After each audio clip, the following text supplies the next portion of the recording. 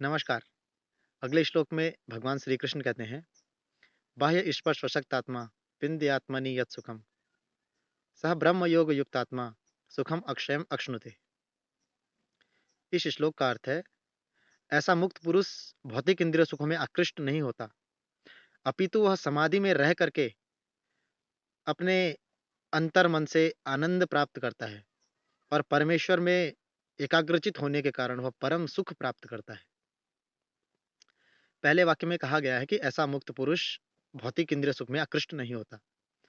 मुक्त पुरुष पुरुष का मतलब क्या है? जो फ्री फ्रॉम ऑल थिंग्स है। मुक्त का मतलब होता है फ्री होना, जो इस संसार के बंधनों से फ्री हो गया है, जिसने अपनी आत्मा को एज अ विटनेस देख लिया है, एज अ दृष्टा देख लिया है,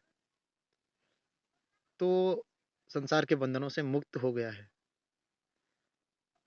तो वो इंद्रिय सुखों में आकृष्ट नहीं होता।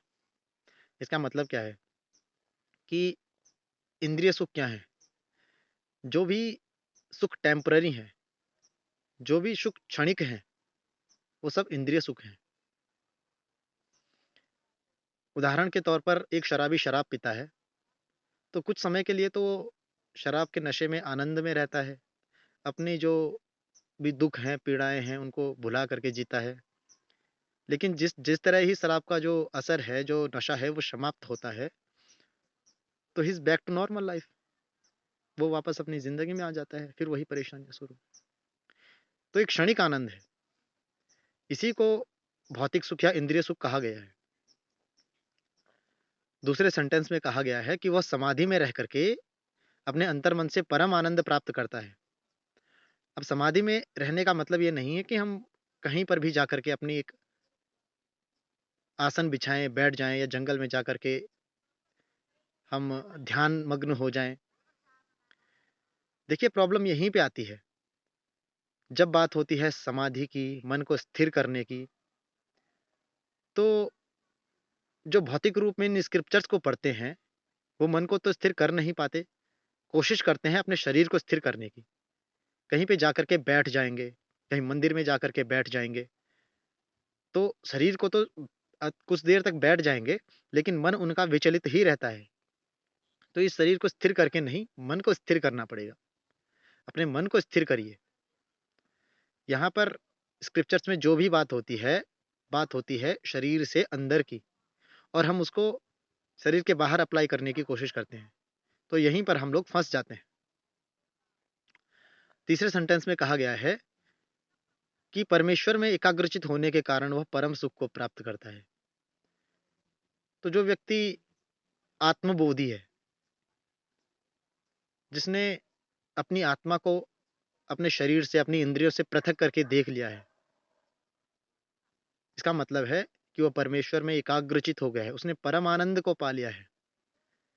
एक जो भौतिक आनंद है, भौतिक इंद्रियों का सुख है, ये हो गया क्षणिक आनंद।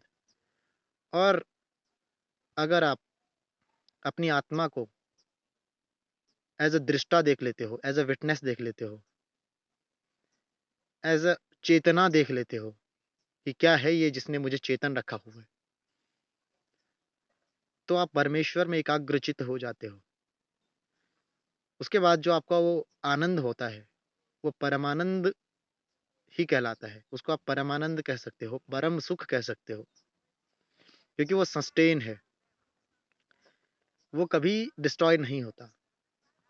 ना उसका आदि है, ना उसका अंत है। उसकी कहीं से कोई शुरुआत नहीं है, ना ही इसका कोई अंत है।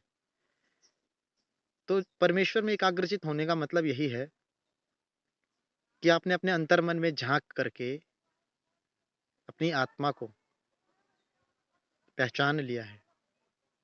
आपको तत्वबोध हो गया है, आपको आत्मबोध हो गया है। यही इस श्लोक का अर्थ मेरे छोटे से आध्यात्मिक अनुभव के आधार पर मुझे लगता है। आज की बातों को यहीं पर विराम देते हैं। इसी के साथ नमस्कार, मिलते हैं अगली वीडियो के साथ।